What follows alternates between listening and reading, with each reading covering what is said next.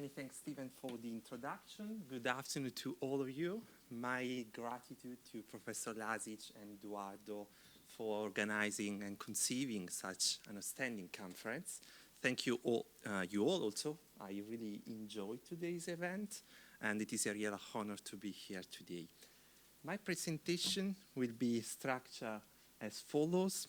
First, I will focus on the core subject of our analysis, SLAPP. After introducing the concept, we will embark on a kind of journey through time for an overall picture.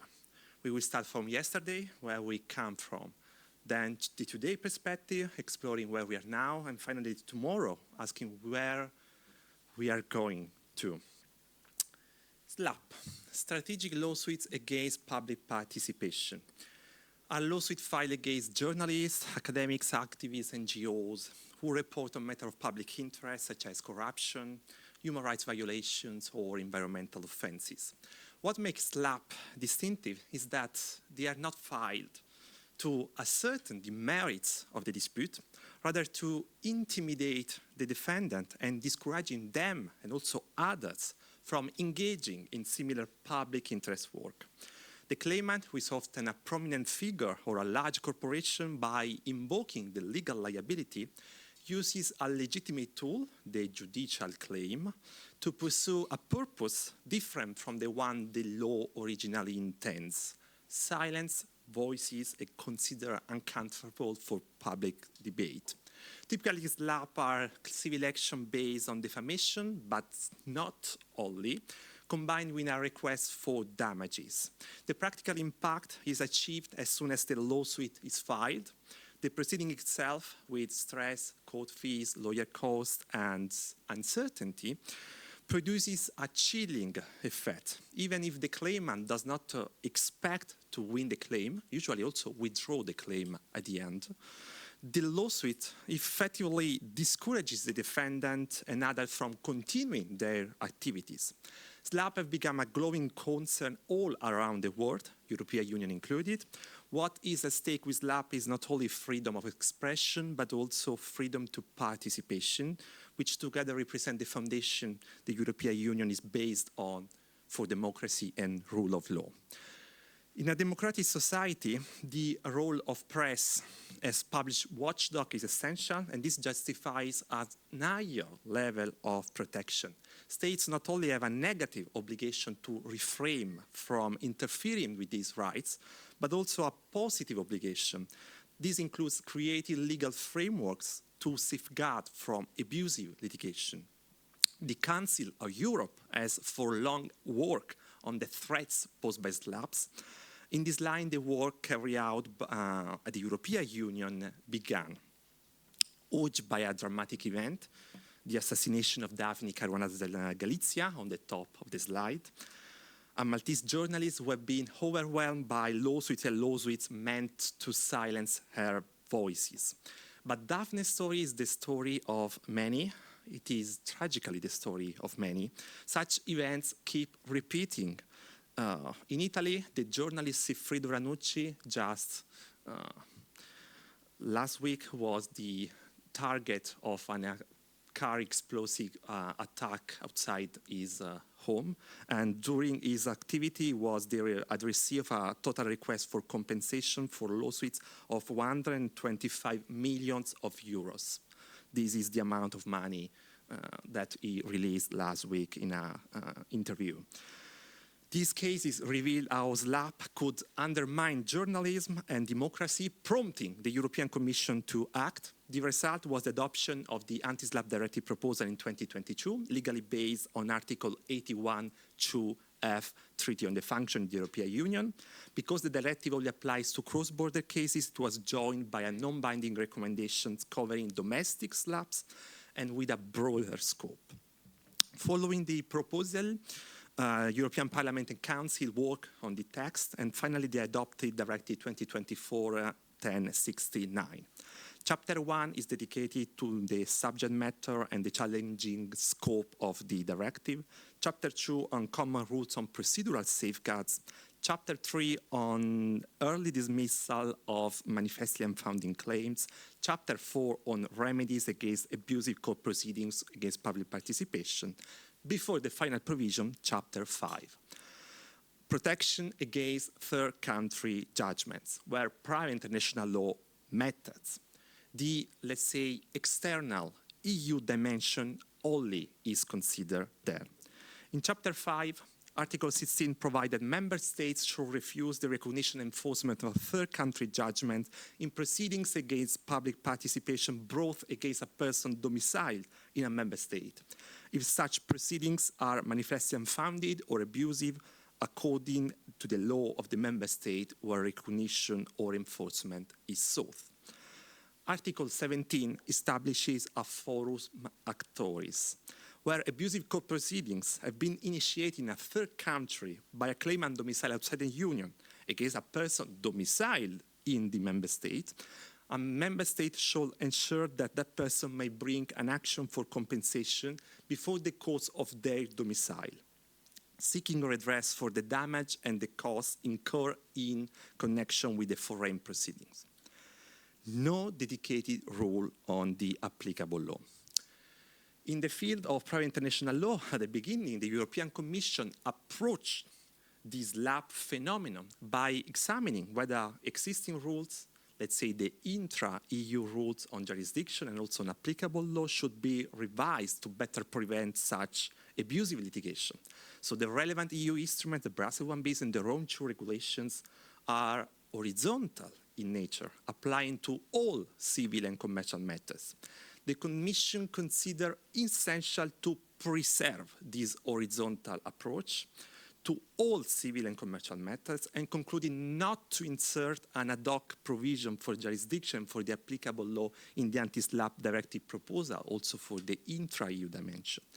In the negotiation, the European Parliament had proposed to insert a rule specific for jurisdiction in defamation claims and a rule on the applicable law for publications as act of public participation, but the final compromise, however, excluded such provisions.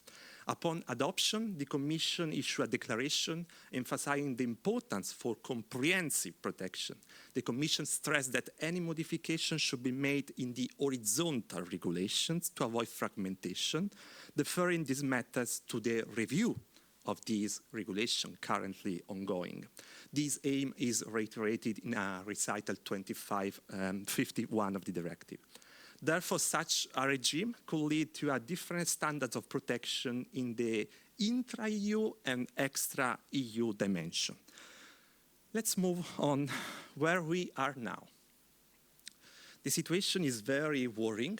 The European Commission reports on the rule of law of different member states in 2025 highlights SLAPP as an issue, but transpositions face problems.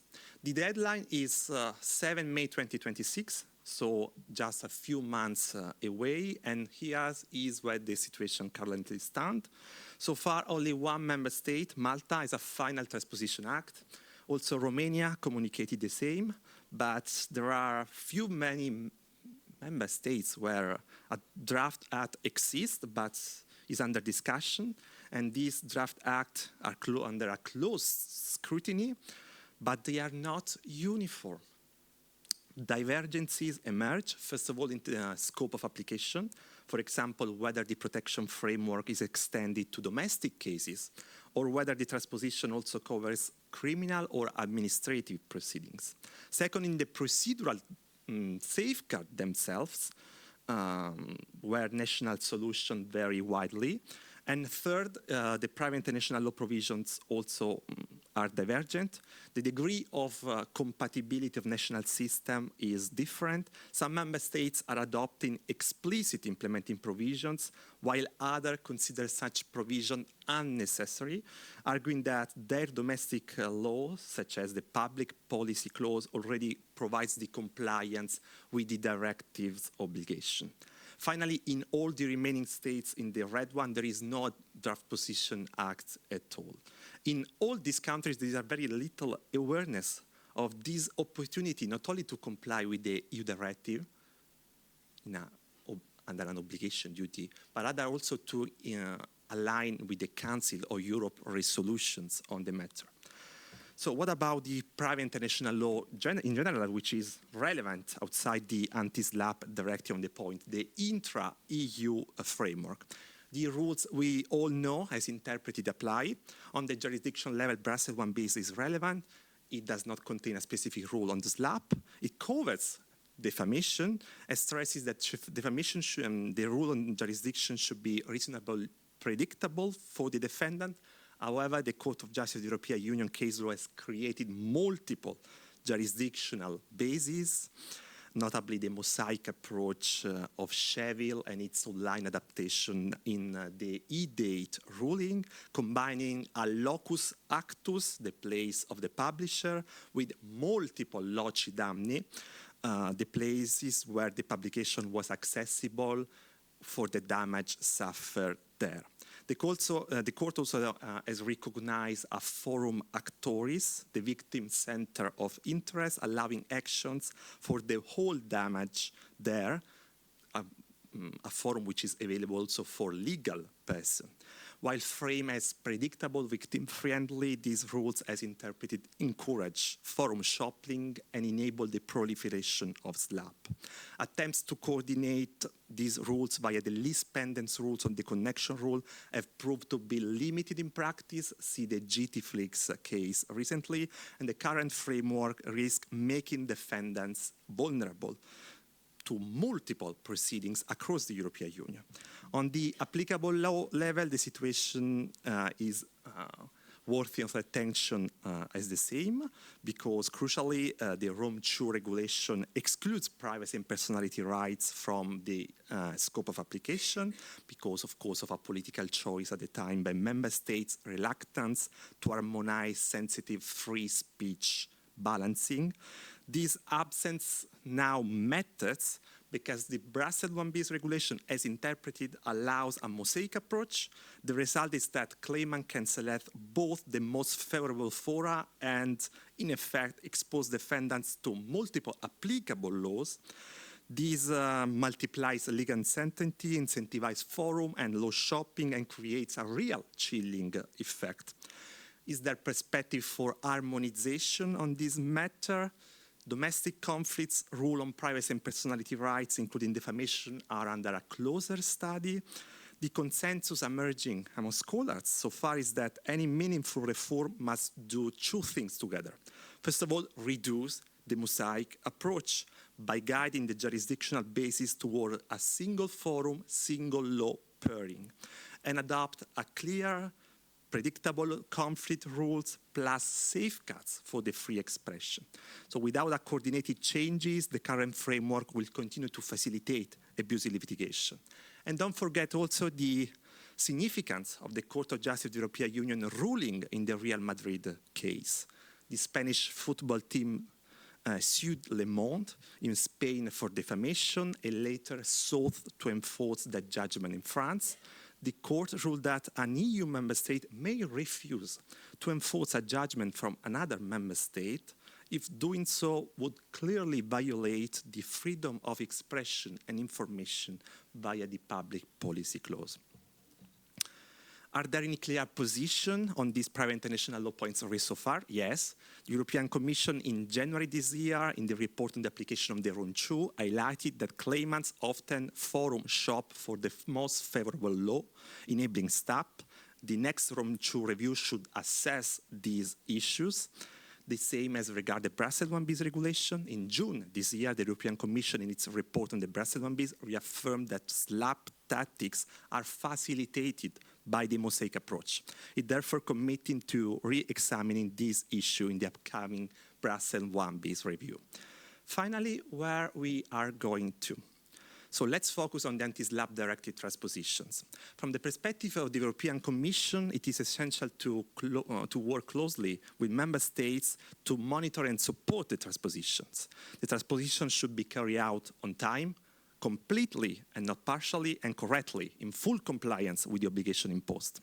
Otherwise, the European Commission may resort to the delicate instrument of infringement proceedings. Certainly, the focus of this presentation when it comes to applicable law, also within the context of the directive itself, there are several elements that represent a serious weakness in achieving the directive effet utile. What do I mean with that?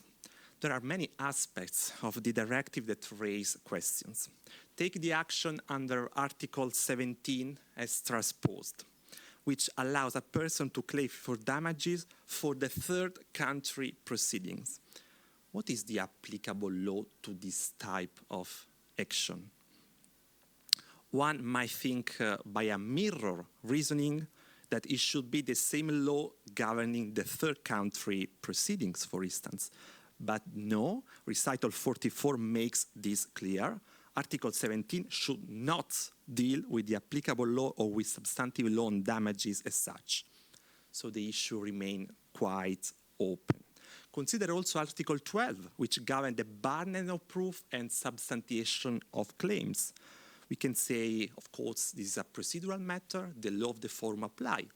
According to the private international law, the domestic private international law, it depends if this is a matter for the lex fori or a matter for the lex causa. And so inconsistency are present also on these issues. But also the issue of applicable law extends beyond the procedural issues. It also affects substantive aspects. Strategic choice of law agreements can be entered into and used in order to weaken or delay the directive's protective framework. This is why the Commission, under the mandate 2024-2029, should carefully consider whether to revise current rule to better prevent SLAPP. From the perspective of the parties, is there anything that can be done? I think yes. EU directive cannot produce horizontal direct effect, but can produce vertical direct effect. So at least, if the SLAPP initiating party is the state, or an entity referable to the state according to the case law, individuals targeted by the SLAPP may directly rely on the anti-SLAPP directive framework in case of incorrect or in transposition or failure transposition. However, this situation becomes quite complex because typically the case law of the Court of Justice of the European Union on such issues, so the vertical effect deals with substantive provisions of directive. But what about procedural provisions of directive? Recently, in the ruling in the case Greenpeace International versus Energy Transfer before the District Court of Amsterdam, this reasoning has been attempted by the party. In such cases, the tension between the need to ensure the effectiveness of EU law and the procedural autonomy of member states represent the real challenge. To conclude, let me return to the general topic of this conference, adaptability, and takes a broader look. The directive is a very different tool from the regulation. It's a legal instrument which is peculiar. It sets objectives but leaves margin of discretion to member states. It represents a new generation of instruments in private international law. Faced with a huge problem such as SLAPP, the European Union is creating an organic discipline, procedural safeguards, the rule on jurisdiction, the rule of recognition enforcement, and few gaps, of course. But the directive also reflects a different sensitivity. Unlike the regulation, which embody a stronger form of union interference, directive serve as a matrix of a European identity. Perhaps so we need to shift a bit the perspective from seeing the directive as a political compromise to see a directive as a statement of trust. Mutual trust among member states that even through a directive, each will do its best to curb such a phenomenon. But there is also the Real Madrid ruling. Fundamental freedoms via the public policy may be prioritized over mutual trust among member states. And directive raise several issues. The lack of uniform application, but also the different balancing between the freedom of expression and the personality rights among member states. So the extrema ratio, should this not work, would be to transform the directive into a regulation. However, the directive must also be reconciled with the other instruments that are outside of it, namely the jurisdiction rules and the conflict rules on defamation. And coordination between EU instruments is difficult. We can see just, for instance, the coordination between Rome I and Rome II regulation. Brother and sister, they are considered the brother and the sister of each other, but coordination can be problematic. Let's think that here we need a coordination between EU private international instruments and many, many transpositions of different member states. Of course, the practical impact of the directive remains to be seen. Let's assume the perspective of a national domestic court. If a party strategically exploits the jurisdiction provisions on the rule on applicable law, could this court rely on the directive and its principles in order to neutralize such tactics of forum shopping and law shopping? The misuse of possibilities in this matter calls for a reconsideration of those many possibilities. And we should also note that this is a particular directive because it is a directive that in a gentle way steps into national civil procedural law of the member states. In this matter, the traditional principle is national procedural autonomy. So are we moving towards a new equilibrium between EU and national judicial systems, also in terms of competencies? Finally, a broader look perspective. 3 days ago, the European Commission released the work program from 2026, no new measure under Article 81 Treaty on the Functioning. On May 2025, the European Commission published its communication on the single market, a broad agenda on harmonization measures, mainly under Article 114 Treaty on the Functioning. The private international law dimension under Article 81 is strikingly absent. And this is unfortunate, I would say, because instruments adopted under Article 81 preserve diversity through coordination, while those adopted under Article 114 harmonize through uniformity. Is there the integrated action of these measures based on these two legal bases perhaps the solution? The motto of the European Union is in varietate concordia, united in diversity. It is not in unitate concordia, united in unity. So really, where are we going to? Thank you very much for your attention.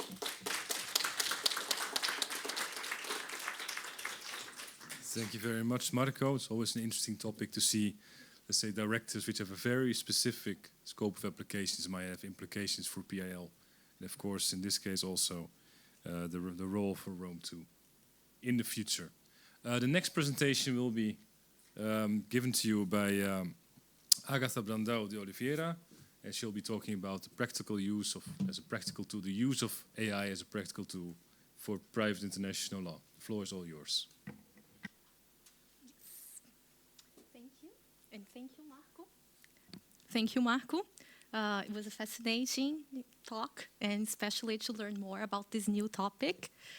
It's such an honor to be here. Today, I'm going to talk to you about an interesting difference in where we can trust AI to interpret private international law decisions and where we must be more cautious.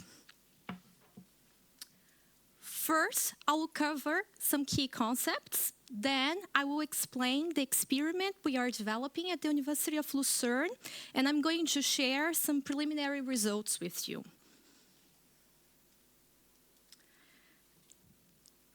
Sometimes our AI assistant does well, sometimes it does less well.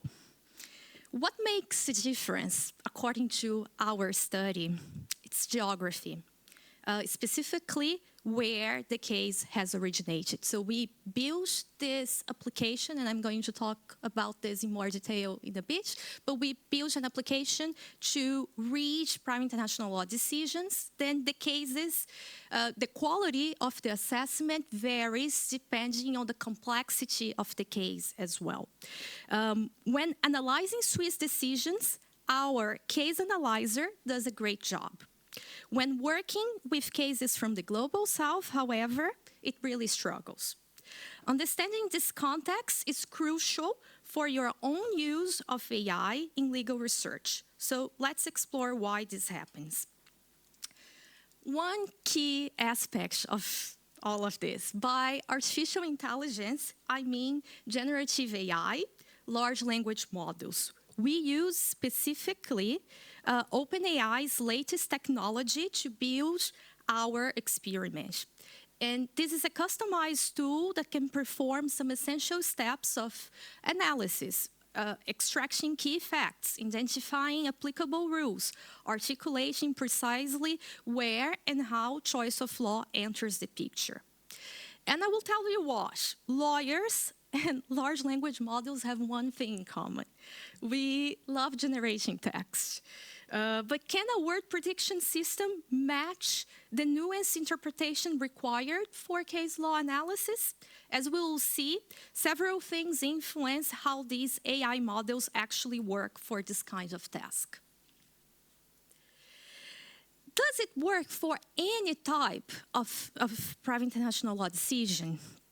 Not exactly. A priori, we have tested only court decisions concerning contractual choice of law.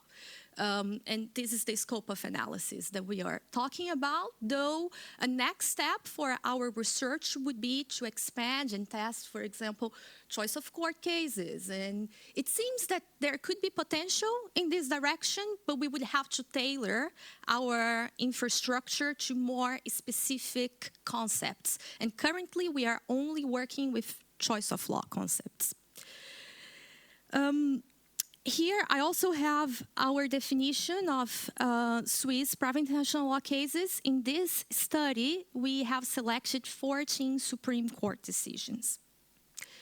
By Global South, I mean, in the scope of this research, Latin American countries, such as Brazil, Argentina, Panama, Peru, and Venezuela. We have 20 decisions from these countries. South Africa, 15 selected decisions, and India, 19 selected decisions. And though it doesn't work for any type of private international law case, I feel that 50 decisions, it's already a lot. Or I'm not sure if you have seen a trendy comment in the internet that when we say that we have to use AI in our days as lawyers, some people have been complaining, oh, but do I need to babysit this tool because the tool makes mistakes and then I have to correct it and I cannot trust the quality of the results, so I have to go back, read everything in detail, and I might be misled in the process. It's really complicated. So for now, we are trying to make sure, the story behind this project is that we have lots of data. I'm going to tell you more about this in a second. We have lots of data, and we thought, okay, this is a Swiss project. Let's start with Switzerland. The results were really promising for Swiss cases, and we thought, okay, now let's expand this to more jurisdictions. And the results were not so consistent. So 50 decisions, including Global South, it's already a lot, or it's very comprehensive to make sure that we are in the right direction to enhance this tool for you to use it. So it should be something useful for you, the scholars, the practitioners, and it's open access, free, open science too. So it means that if you have the means, you could take our code and adapt this, for example, for your needs in terms of specific court decisions or even arbitration, arbitral awards. This is all possible having the resources to do so. So what can you expect using our AI assistant? So this is the website, caseanalyzer.coles.global. Currently, there are two ways you can use the case analyzer. Either you have special credentials, and I have written down mine there. You can copy, but you can also ask for your personal credentials, okay? If you have your credentials, you can enter our special environment where you can select a better model, a better GPT model to work with. And it's a bit faster, or it's a bit more reliable, I would say. While if you test the case analyzer right now, well, it's a Friday afternoon. I have noticed that perhaps today, the case analyzer, and that's the, I would say, the shortcoming of our experiment. We rely on OpenAI and GPT connections. I have no idea why, but today, what we say, the time context of the API is not working properly, so you would have to be more patient to use the case analyzer. The assistant is taking a while to give responses back to us. But if you use my credentials, it should work fine. So the experiment here, as I described, is this question: can this large language model understand these nuances of court decisions in such a specific realm as choice of law? And we are not talking about any type of analysis, right? Private international law it's very technical and sophisticated at times. So our expectation is that we would get high-quality analysis comparable to the answers of private international law experts. The reality is that, so we add this disclaimer that the accuracy may vary depending on the case complexity. And it definitely helps you to be more efficient, but it's not a miracle, and we are going to talk about it. Why do we created this in the first place? If it's, a lot of, it's a time-consuming endeavor of making sure that it's aligned with the technical quality that we want to have it. It's because our main projects, the Choice of Law Dataverse, now you will be getting a flyer about the Choice of Law Dataverse. I could spend hours talking about the Dataverse, but I think it's more interesting for you to explore the Dataverse by yourself. And when you leave our conference room, there will be Swiss chocolates waiting for you with a quick QR code for you to browse as well the Dataverse. And I would be more than happy to learn about your experiences. And if you have any feedback about the Dataverse specifically, be my guest. The thing is, here, I thought that perhaps we don't have here. I'm having a technical problem too, because it was meant to something else to appear here. But there was a question here stating the following. In the Dataverse, we have more than 1,000 decisions from all corners of the world. What could we do with these decisions, with this large number and very rich, precious material for choice of law cases? Would we analyze these cases manually? It feels strange, given the technological standard that we have today. So that's why we decided to bring two things together, the AI technologies and our data.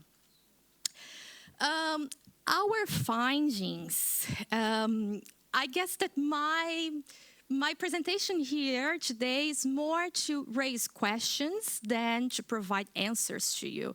And I think that we have to consider this topic together, because probably you are using AI in your day-to-day work too. And sometimes it's even the technology itself, every week we have a new development, there is something else, a latest model, something changes. So this is a work in progress, and our assessment as well. But our research shows that the case analyzer struggles with decisions coming from the Global South. And our problem lies in the intersection of judicial writing styles and the AI capabilities. So it's a bit complicated, perhaps, to take apart these two scopes of, I would say, interaction. So the language that it's using these decisions, and perhaps the shortcomings that we have in the technology from GPT use, even if it's the latest model. What drives the case analyzer performance? Here, I'd like to take a moment to show you 4 aspects specifically. And these factors are, as we see here, very well aligned with what Swiss decisions might offer. So first, private international law-centered cases make information extraction significantly easier. We can find several Swiss decisions with this focus that in other jurisdictions may be rare, allowing the case analyzer to comply with our analytical framework without getting lost. Second, Swiss decisions are remarkably concise. While other jurisdictions produce prolix, convoluted reasoning, the fact that we are working with a jurisdiction or a case that produces just a very straightforward, or that the reasoning of the court is summarizing in a few pages, helps the case analyzer to process the data faster, and it uses fewer tokens, and this is very important for the technology. So if I compare a Swiss decision, so we have Swiss decisions with 3 pages, while an average length for a Brazilian decision is 50 pages. This is very different for the large language model to read and understand and process. So for Swiss decisions, it's more efficient to have this output, right? We also have, in the third place, clearly defined framework in Switzerland. So it's the PIL, and this allows for legal certainty. These provisions contextualize the choice of law issues that can help, in theory, the case analyzer to correctly identify the corresponding themes as well. Other jurisdictions require more extensive arguments and explanations to propose this framework, making pattern recognition for our AI assistant more challenging. And perhaps not only for our AI assistant, and that's why we are trying to make this work, because if you take a decision from Brazil, even if you're fluent in Brazil, so here we have some fellow Brazilians, if you are not well versed in private international law, even if you're fluent in Portuguese, you are going to struggle to understand as well what is the meaning behind those words. And finally, Swiss decisions follow structured patterns. The cases are remarkably similar in their language, suggesting again that this is a strategic advantage when it comes to distinguishing relevant arguments through pattern recognition algorithms. These 4 factors, cases that contain a clear private international law focus, a concise reasoning, a clear legal framework as well, and a consistent structure, create an optimal environment for the case analyzer. It's all about predictability. And as to the Global South, here I have more detailed aspects of the analysis, and this is an ongoing analysis. The outputs that we receive from the case analyzer are significantly less, I would say, reliable than what we have seen with the Swiss decisions. And I have listed some of the difficulties. For example, in Latin America, it's hard for the case analyzer to grasp the choice of law issue specifically, and even to assess the court's position as well, because it's very convoluted. In South Africa, sometimes, because this is a different system, right? A different legal system, and we structured this case analyzer around civil law, and we realized, okay, this doesn't work for jurisdictions such as South Africa, and you have other types of opinions within a decision. And the case analyzer sometimes considers that dissenting opinions are included in that judgment, and sometimes it's not there, or it just forgets to provide the obiter dicta or other aspects that are more precise to that context of South Africa. India, it's a very special jurisdiction. We are going to have a separate study that covers just India, and it's also, in a way, connected to the problems, the South African problems, since the common law style is more nuanced. Assessing the court's position is harder for the case analyzer. Well, where does this take us, right? Where are we? Where does we stand? And I'm always reminded of this iconic moment in this movie that I mentioned earlier in the presentation, that the robot says, "No, sorry, I cannot do that, Dave." And what if we cannot get optimal results with the case analyzer? What we have decided so far is that we have to involve what we call human in the loop. So these answers, we are trying to make it in a way that the case analyzer, that as you work with this tool, you have to confirm that the answer is more or less correct, or that no apparent mistakes are there. And then the case analyzer learns with you on how to do it better. And this is not rocket science. You have to imagine that an AI could be very well an intern, right? And you cannot give a very broad task. You have to instruct, and you have to evaluate, you have to give feedback, and try again, and see if next time the person, or in this case, our AI assistant, can do it better, right? I would say that, to conclude, I count on you, the private international law community, to also test this tool and use the Dataverse to try to understand, first of all, what is this integration of AI and data in general. And anytime you work with the case analyzer, providing your feedback, we can, if you had the time to review the answers and perhaps read the case to confirm that it's reliable, we can get a copy of these results, and these results are integrated back into the Dataverse. So let's imagine a decision here from the Netherlands. I cannot read Dutch, but you can read Dutch, and then you can evaluate whether the results in English, the case analyzer will always prepare the output in English. You can evaluate whether this is working or not. And you will always be in a better position to assess these flaws. So I don't think that we are ever going to be replaced by artificial intelligence, but we are going to have more tools to support our work. Moving forward, we face two strategic choices.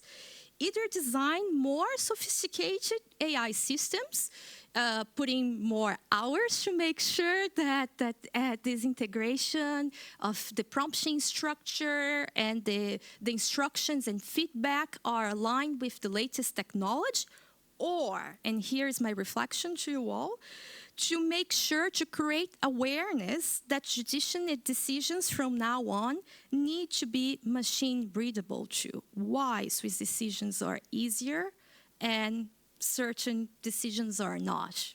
So it's worth considering whether now that we use digital tools so widely, whether we need to make this shift as well to consider the application or how these decisions are going to be interpreted. I'm not entirely sure if the next generation will take the time to read a decision that it's 60 pages long. It's just, I cannot conceive, I cannot see the students having the patience to do that. And I guess that the answer lies in both, perhaps in both sides. We have to keep trying to develop tools that can help us better or can suit our needs. And we have to make sure that the documents or these legal decisions that from now on the courts are going to issue, that they can be well interpreted by machines, because perhaps this is the only future that we are going to have. I said that I wanted to get your take on some of the topics, and I hope we have the time for some Q&A. So here is the first question, which I already posed. I was saying, well, we were very hopeful with Swiss cases, but the results for other jurisdictions are not that optimal. And of course, we could customize the prompts for each jurisdiction. But is it worth the effort? And at the same time, even if we try very hard to make something that works, perhaps it will never be 100% reliable. And my question to you is, okay, would you prefer to have an AI-generated summary in any case, even if it's not 100% perfect, instead of just having no information at all about the case? Not sure. And yeah, I'm not entirely certain. So for the project, it remains to be seen until the conclusion of this research project, whether we will actually make the case analyzer something official and run all the 1,000 decisions through this AI to get the results and incorporate these case summaries for the community to read. So it depends. Currently, I'm torn, or the results are half-half, or we will see. And we are testing. This is research, so. And it's also interesting. You can follow us on LinkedIn to keep posted. And yeah, thank you.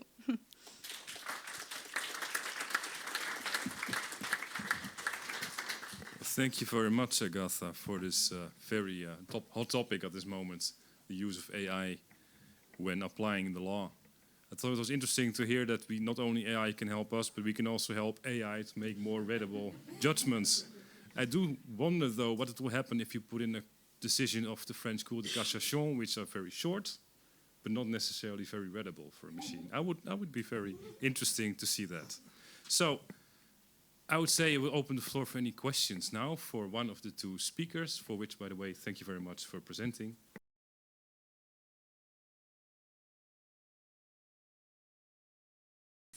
Okay, that concludes the session, I guess.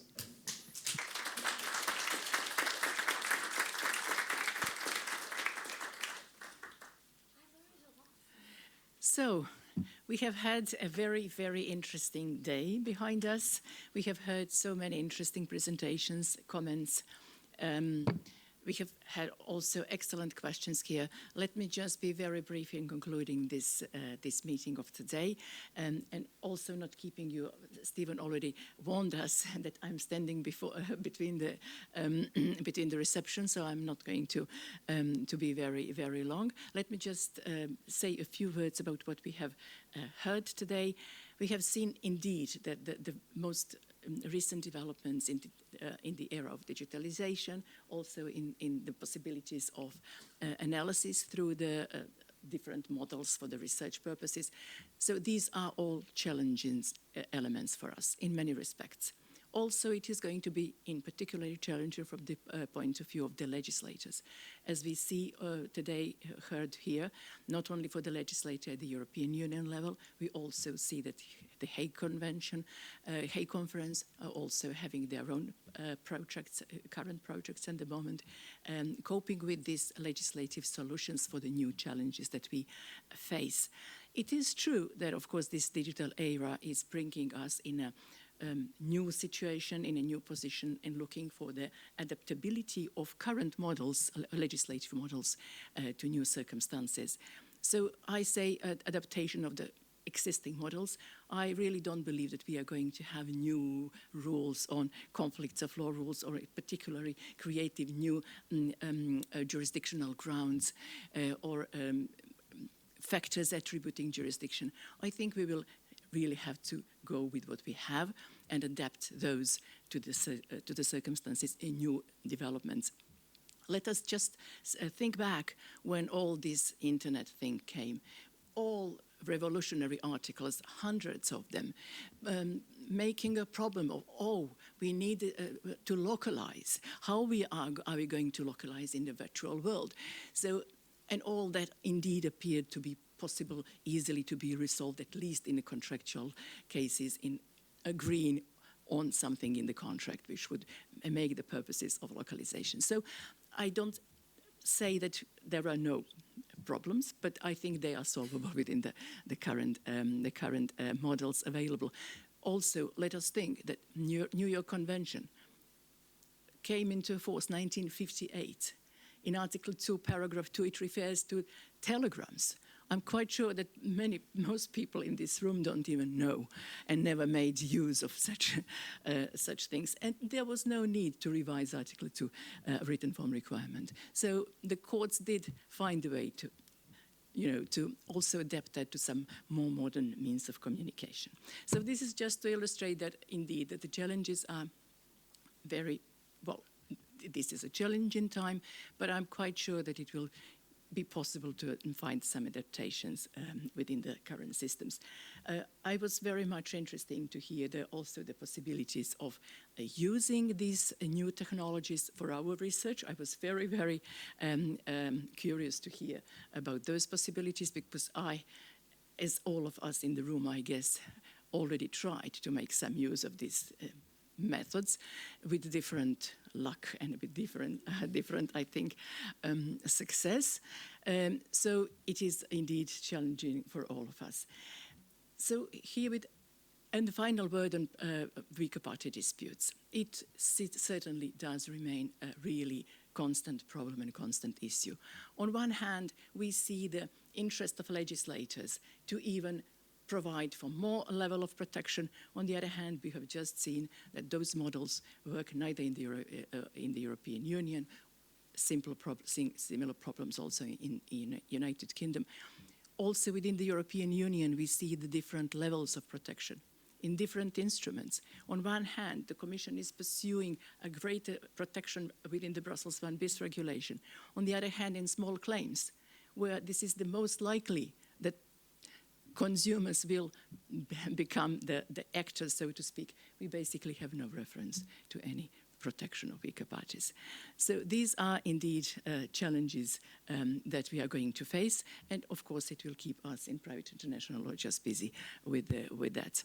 I would here like to conclude today's session. I would like to thank all our speakers and moderators, and also all participants for their comments and suggestions and questions, and for all of you for being here on this occasion to celebrate with us this anniversary of the Asser Institute in the field of law of our common interest. The last, I would also thank, of course, to Eduardo and also to the organization of the Asser Institute in supporting us in having this day organized. Thank you.